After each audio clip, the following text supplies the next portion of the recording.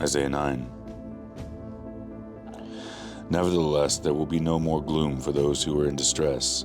In the past he humbled the land of Zebulun and the land of Naphtali, but in the future he will honor Galilee of the nations by the way of the sea beyond the Jordan. The people walking in darkness have seen a great light. On those living in the land of deep darkness a light has dawned. You have enlarged the nation and increased their joy. They rejoice before you, as a people rejoice at the harvest, as warriors rejoice when dividing the plunder. For as in the day of Midian's defeat, you have shattered the yoke that burdens them, the bar across their shoulders, the rod of their oppressor. Every warrior's boot used in battle, and every garment rolled in blood, will be destined for burning, will be fuel for the fire. For to us a child is born, to us a son is given, and the garment will be on his shoulders. And he will be called Wonderful Counselor, Mighty God, Everlasting Father, and Prince of Peace. Of the greatness of his government and peace there will be no end. He will reign on David's throne and over his kingdom, establishing it and upholding it with justice and righteousness.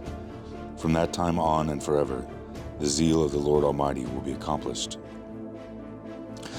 The Lord has sent a messenger against Jacob. It will fall on Israel. All the people will know it, Ephraim and the inhabitants of Samaria, who say with pride and arrogance of heart, the bricks have fallen down, but we will rebuild with dressed stone. The fig trees have been felled, but we will replace them with cedars.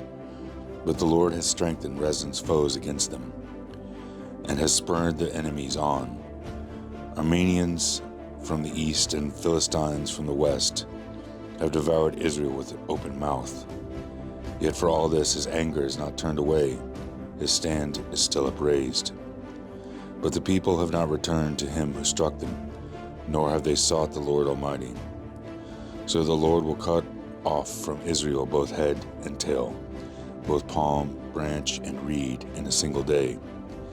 The elders and dignitaries are the head, and the prophets who teach lies are the tail. Those who guide this people mislead them, and those who are guided are led astray. Therefore the Lord will take no pleasure in the young men, nor will he pity the fatherless and widows. For everyone is ungodly and wicked, every mouth speaks folly. Yet for all this his anger is not turned away, his hand is still upraised. Surely wickedness burns like a fire, it consumes briars and thorns, it sets the forest thickets ablaze, so that it rolls upward in a column of smoke. By the wrath of the Lord Almighty, the land will be scorched, and the people will be fuel for the fire.